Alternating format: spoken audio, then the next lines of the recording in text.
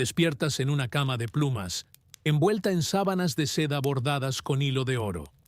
Los sirvientes ya han encendido el fuego en la chimenea de piedra antes de que abras los ojos. Una dama de compañía sostiene una copa de vino especiado, mientras otra calienta tus ropas junto a las llamas. El mundo te ha dicho toda la vida que ser reina en la Edad Media era el pináculo de la existencia humana, el sueño máximo, la vida perfecta. Los tapices cuentan historias de gloria, los trovadores cantan sobre tu belleza, y las crónicas te describen como la más privilegiada entre los privilegiados. Pero hay algo que ningún tapiz muestra, algo que ningún trovador cantó jamás, algo que las crónicas reales se esforzaron deliberadamente por ocultar. Ser reina en la Edad Media era, en muchos aspectos fundamentales, una forma de sufrimiento que hoy apenas podríamos imaginar, una existencia atrapada entre el lujo visible y el horror cotidiano, entre el poder aparente y la prisión real. Y lo peor de todo es que las propias reinas sabían exactamente lo que les esperaba desde que eran niñas, y no había escapatoria posible. ¿Podrías sobrevivir a una sola semana viviendo como una reina medieval? No como la fantasía de los cuentos de hadas, sino como la realidad documentada en crónicas, cartas personales, registros médicos y relatos de testigos que han sobrevivido siglos de historia para llegar hasta nosotros. ¿Serías capaz de soportar el olor de tu propio palacio, el peso de tus propias ropas, el dolor de tu propio cuerpo siendo tratado como una herramienta política desde la infancia? Hay algo que nadie te ha contado sobre la vida de las reinas medievales, algo que los museos ocultan detrás de coronas brillantes y retratos solemnes, y que va a cambiar para siempre la forma en que ves la historia. Prepárate, porque lo que viene a continuación es mucho más oscuro, mucho más visceral y mucho más humano de lo que cualquier libro de texto se atrevió jamás a mostrar. Para entender por qué la vida de una reina medieval era una forma particular y refinada de sufrimiento, primero hay que entender el mundo en el que existía. Europa occidental, entre los siglos X y XV, era un continente dominado por la lógica feudal, donde cada ser humano nacía en un lugar fijo dentro de una jerarquía rígida e inamovible. En la cima de esa jerarquía estaban los reyes, y junto a ellos, sus esposas.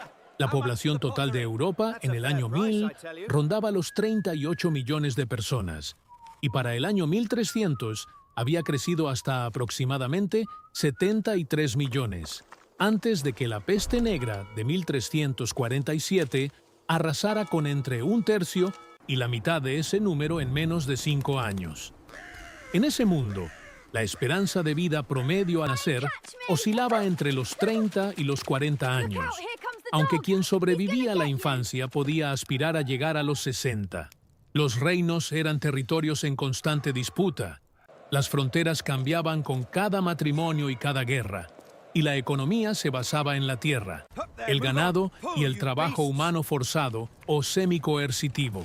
Una figura que encarna toda la complejidad de ser reina en ese mundo es Leonor de Aquitania, nacida alrededor de 1122 y fallecida en 1204, quien fue reina de Francia primero, casada con Luis VII, y luego reina de Inglaterra, casada con Enrique II Plantagenet.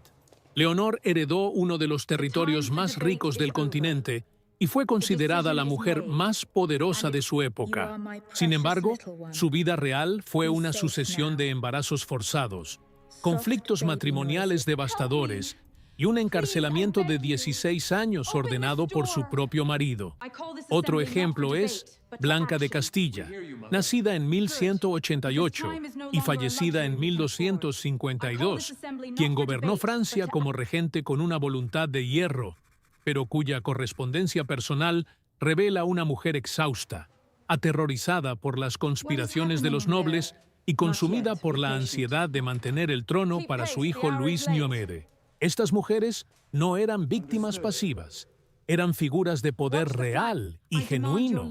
Pero incluso desde esas alturas, el sufrimiento cotidiano era una constante que permeaba cada aspecto de su existencia. Imagina que eres tú. Tienes 8 años. Tus padres te informan que has sido prometida en matrimonio a un príncipe de un reino vecino. No conoces a ese hombre. Quizás tiene 40 años. Quizás tiene 12, como tú. En cualquier caso, la decisión ya está tomada y no existe ningún mecanismo en todo el universo conocido que te permita decir que no. En ese momento, en ese palacio frío y con olor a humo de leña y paja húmeda, tu destino como instrumento político queda sellado para siempre. Eso era ser princesa en la Edad Media, y la transición de princesa a reina no hacía la situación más libre, sino simplemente más visible y más pública en su servidumbre. El olor del palacio real sería lo primero que te golpearía si pudieras viajar en el tiempo hasta allí. No el aroma de rosas que los tapices sugieren, sino la mezcla brutal de sudor humano acumulado durante semanas sin baño, excrementos de perros y halcones que vivían libremente en las salas interiores, residuos de comida en proceso de descomposición, pegados a las mesas de madera sin pulir, y el penetrante hedor del aceite de ballena y la grasa animal que se usaba para iluminar los espacios. Los grandes salones de los castillos medievales eran lugares donde decenas o incluso cientos de personas dormían, comían, orinaban y defecaban en los mismos espacios separados solo por costumbre y no por infraestructura sanitaria. Las letrinas existían en algunos castillos, simples orificios en la piedra que daban directamente al foso o a una pared exterior, pero su uso no siempre era universal ni sistemático. Los sirvientes vaciaban bacines llenos de orina y heces directamente por las ventanas hacia la calle o el patio interior, y ese líquido corría entre las piedras del suelo junto con el agua de lluvia y el barro. La reina tenía acceso a habitaciones privadas, lo cual la distinguía de la gran mayoría de la población. Pero esas habitaciones estaban lejos de ser el refugio higiénico que imaginamos. Las paredes de piedra sudaban humedad constante en invierno, y el calor del verano convertía esos mismos espacios en incubadoras de insectos. Las pulgas y los piojos eran compañeros permanentes de toda persona medieval, independientemente de su clase social. Los registros de la época, incluyendo los inventarios de castillos reales, mencionan con frecuencia los peines de metal finísimo usados para desparasitar el cabello, los ungüentos de azufre para tratar las picaduras y las hierbas quemadas para intentar ahuyentar a los insectos. Isabel de Baviera, reina de Francia, entre 1385 y 1422, tenía en su inventario personal más de 30 peines especiales para la eliminación de parásitos del cabello, lo cual da una idea concreta de cuán presente era ese problema, incluso en las más altas esferas de la sociedad. Las ropas de una reina medieval eran al mismo tiempo su mayor símbolo de estatus y uno de sus mayores instrumentos de tortura física cotidiana. Las capas de ropa que debía usar en el siglo XII o XIII comenzaban con una camisa de lino directamente sobre la piel, luego una o dos túnicas superpuestas de lana, y sobre todo eso, los mantos ceremoniales bordados con hilos de oro y plata que podían pesar entre 5 y 15 kilogramos completos. En ocasiones formales, como banquetes o audiencias reales, la reina debía permanecer de pie o sentada durante horas, con ese peso sobre sus hombros sin mostrar ningún signo de incomodidad, porque la debilidad era políticamente peligrosa. Las telas no se lavaban con la frecuencia que requería la higiene básica, porque el proceso era laborioso, costoso y degradaba los materiales. El resultado era que incluso las prendas más lujosas olían sudor acumulado de días o semanas, y ese olor era enmascarado con bolsitas de hierbas aromáticas, agua de rosas aplicada directamente sobre las telas, y perfumes importados del mundo árabe a precios astronómicos. El baño completo del cuerpo era un evento extraordinariamente raro, no solo para los campesinos, sino también para la realeza. La creencia médica dominante en la Edad Media, heredada en parte de la medicina galénica y reinterpretada por los escolásticos medievales, sostenía que el agua caliente abría los poros de la piel y permitía que las enfermedades penetraran en el cuerpo con mayor facilidad. Bañarse demasiado frecuentemente era considerado peligroso para la salud. Una reina del siglo XIII podía bañar su cuerpo completo 3 o 4 veces al año, en tinas de madera llenadas con agua calentada al fuego por un ejército de sirvientes, a las que se agregaban pétalos de flores, hierbas medicinales y aceites perfumados. El resto del tiempo, la higiene se limitaba a lavarse manos y cara, y quizás los pies en ocasiones especiales. El cabello, que en muchas tradiciones medievales la reina debía mantener cubierto en público después del matrimonio, podía ser lavado una vez al mes si las condiciones lo permitían. La alimentación en la mesa real era abundante en cantidad, pero profundamente problemática en términos de salud. Los banquetes medievales que aparecen en las ilustraciones, con sus enormes asados, sus pasteles de carne y sus copas de vino rebosantes, eran eventos reales que ocurrían con frecuencia en las cortes europeas. Sin embargo, lo que esas imágenes no muestran es la ausencia casi total de verduras frescas en la dieta noble. El consumo excesivo de carne salada y especiada para disimular la descomposición parcial. El vino mezclado con agua, porque el agua sola era frecuentemente fuente de enfermedad, y el azúcar refinado que los nobles comenzaron a consumir masivamente a partir del siglo XII y que provocó una epidemia silenciosa de caries devastadoras en las clases altas.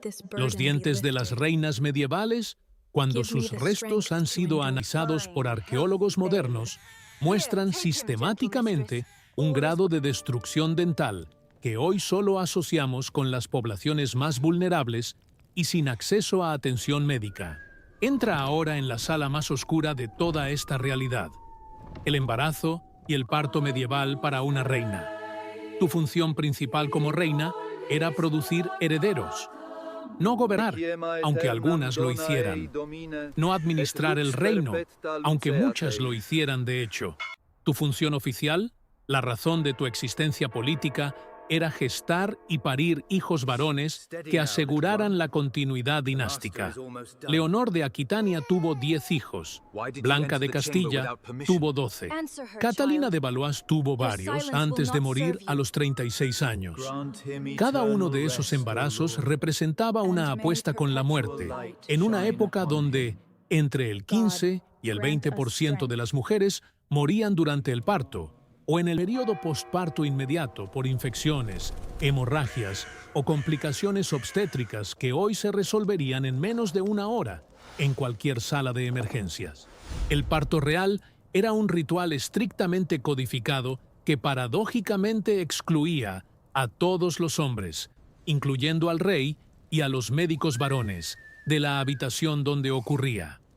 La cámara de partos era un espacio gobernado por parteras, damas de compañía y, si la corte era lo suficientemente rica, por físicas o sanadoras con experiencia. Las ventanas eran tapadas con paños gruesos para evitar corrientes de aire consideradas mortales. Se encendían velas bendecidas e imágenes de santas protectoras del parto. Se recitaban oraciones y se aplicaban sobre el vientre de la reina reliquias sagradas, cinturones bendecidos llamados cinturones de parto, y ungüentos preparados con hierbas como la artemisa, el hinojo y la salvia. Si el parto se complicaba, si el bebé venía de nalgas o si la hemorragia no cedía, las herramientas disponibles eran manos, agua caliente, trapos de lino y la oración. No había anestesia, no había antibióticos, no había transfusiones de sangre. Morir en el parto no era una posibilidad remota para una reina medieval. Era una probabilidad estadísticamente significativa que ella conocía desde niña. y si sobrevivías al parto, el bebé frecuentemente no lo hacía. La mortalidad infantil en la Edad Media era devastadora en todos los niveles sociales. Entre el 25 y el 35% de los niños morían antes de cumplir un año, y hasta el 50% no llegaban a los 5 años, incluso en familias reales con acceso a los mejores alimentos y cuidados disponibles. Para una reina, perder un hijo era una catástrofe personal, pero también política. Si ese hijo era el heredero, la presión para volver a quedar embarazada inmediatamente era abrumadora, sin importar el estado físico o emocional en que se encontrara. No existía el concepto de duelo protegido, de tiempo para recuperarse. El cuerpo de la reina era un instrumento del Estado y debía funcionar según las necesidades del Estado. Reconstituye ahora en tu mente una escena específica. Es el año 1236. Eres Violante de Hungría, de 12 años de edad, recién llegada a Castilla para casarte con el rey Alfonso X, que tiene 15 años.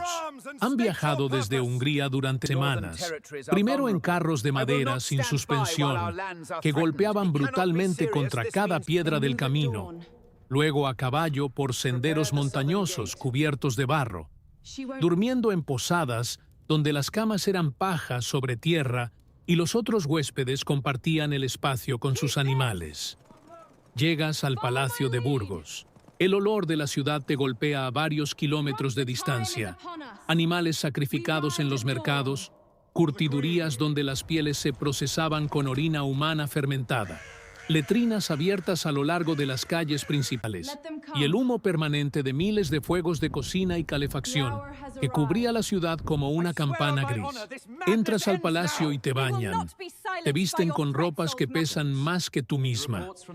Te ponen la corona en la cabeza y te presentan a tu marido, con quien te casarás al día siguiente.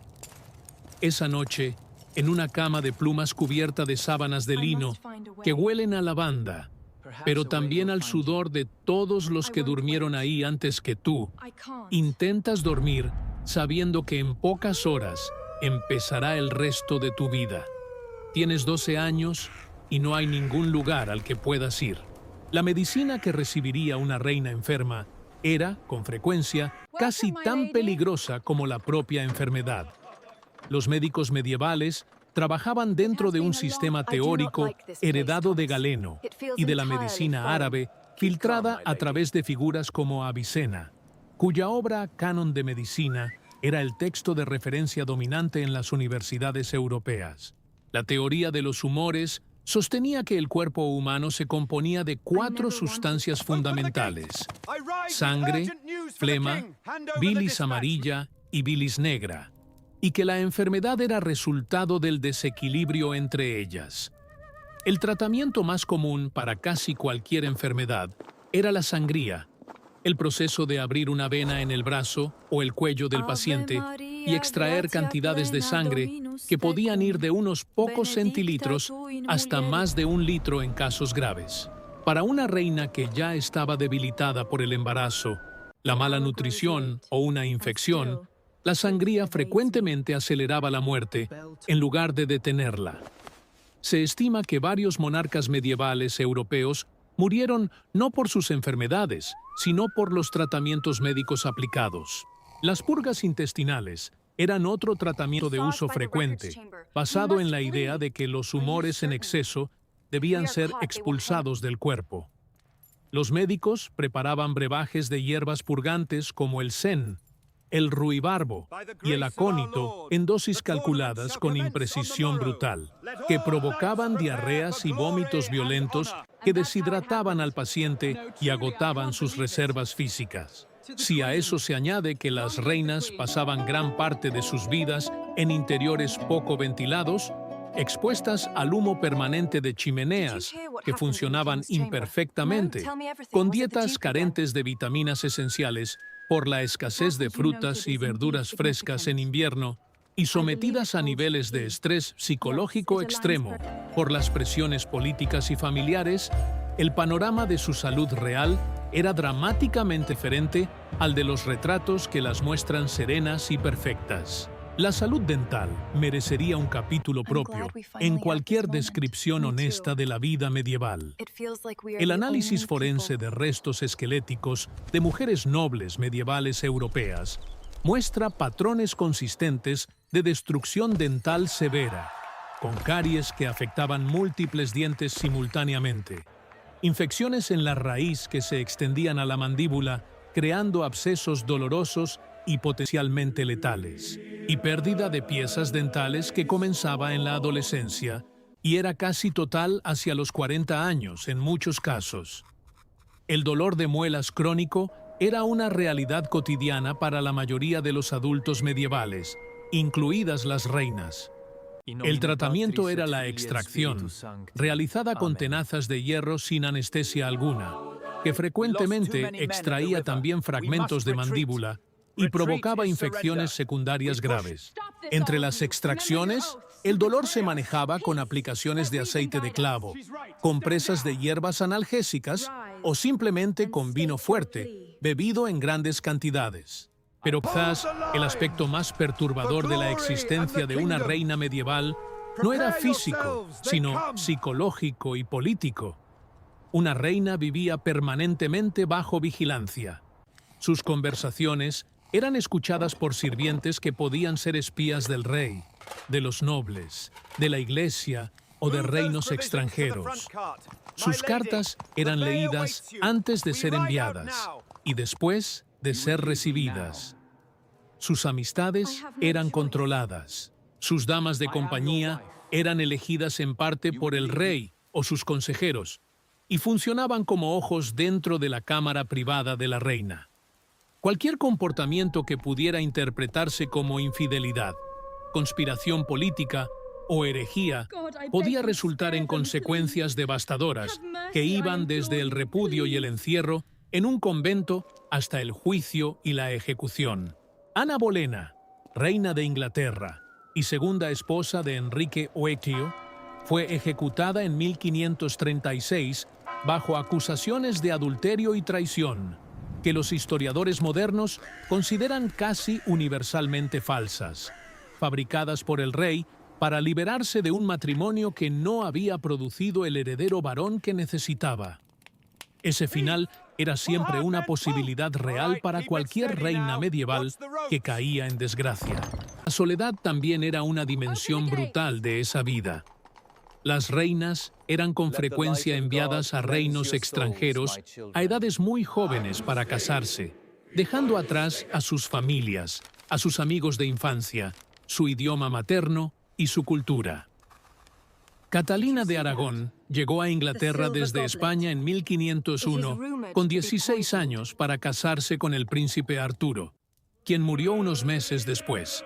Pasó los siguientes 7 años en Inglaterra, viuda, sin recursos económicos suficientes, sin poder regresar a España, en un limbo político doloroso hasta que se convirtió en la esposa de Enrique VIII. Su correspondencia de ese periodo describe el frío de las habitaciones inglesas, la extrañeza del idioma, la comida que no reconocía y el aislamiento profundo de estar sola en un país extranjero sin ningún tipo de apoyo real. Ella era, en ese momento, una de las mujeres más importantes políticamente de Europa, pero su experiencia cotidiana era la de una persona abandonada. Las reinas que sobrevivían y llegaban a cierta edad adulta aprendían a navegar ese mundo de poder y peligro con una habilidad que merecería más reconocimiento del que habitualmente recibe la historia. Blanca de Castilla gobernó Francia con efectividad real durante la minoría de edad de su hijo Luis IX, enfrentando rebeliones de nobles que la llamaban extranjera y cuestionaban su autoridad en términos profundamente misóginos. Y sin embargo, mantuvo el Reino Unido y lo entregó a su hijo en mejores condiciones de las que lo había recibido. Matilde de Inglaterra, hija de Enrique I y madre del futuro Enrique II, luchó durante años en una guerra civil conocida como la anarquía para reclamar un trono que le correspondía por derecho y que le fue negado sistemáticamente porque era mujer. Estas mujeres no se quebraron. Desarrollaron inteligencia política de un nivel extraordinario. Construyeron redes de alianzas. Usaron el sistema que las oprimía como herramienta de supervivencia. Y dejaron huellas en la historia que perduran hasta hoy. Pero incluso esa resiliencia tenía sus límites y sus costos. Las celebraciones de la corte, los banquetes y los torneos que son el símbolo visible de la vida medieval aristocrática eran para una reina tanto un espacio de placer limitado como una arena de actuación permanente. Cada movimiento era observado, interpretado y potencialmente utilizado en su contra. Reírse demasiado fuerte era inapropiado. Hablar con el hombre equivocado podía generar rumores letales. Mostrar tristeza en público podía interpretarse como debilidad política.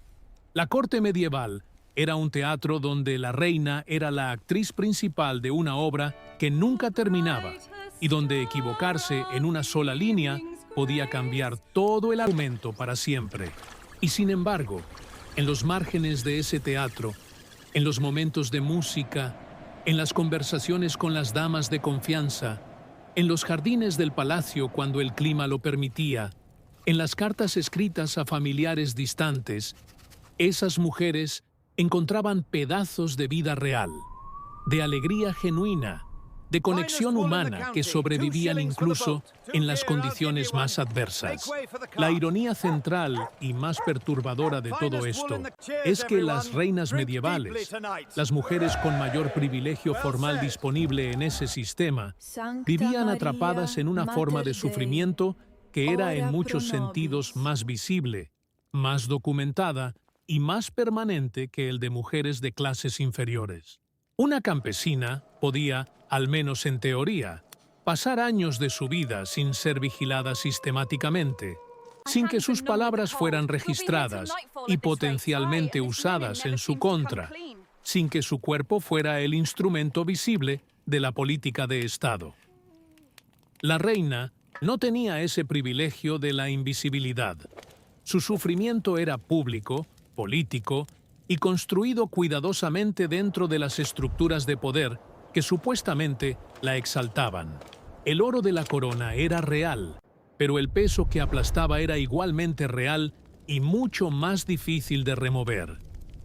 El legado de ese sufrimiento fue también, paradójicamente, la semilla de cambios que tardarían siglos en dar fruto, pero que definirían el mundo moderno. Las guerras dinásticas, provocadas en parte por la presión de producir herederos varones, llevaron a siglos de conflictos que reorganizaron el mapa de Europa. Los tratados matrimoniales que convirtieron a mujeres en herramientas políticas construyeron las alianzas que a su vez generaron los estados modernos. La resistencia de mujeres como Matilde, Leonor, Blanca y docenas de otras reinas menos famosas fue acumulando precedentes de poder femenino que, aunque tardaron siglos en traducirse en derechos formales, estaban grabados en la memoria colectiva de sus sociedades. Cada reina que sobrevivió, que gobernó, que resistió, que escribió cartas o administró territorios o tomó decisiones militares, estaba desafiando con su mera existencia un sistema que la definía como instrumento y no como sujeto. Y eso, en un mundo tan opresivo y tan brutal como el medieval, era en sí mismo un acto extraordinario de resistencia y de humanidad.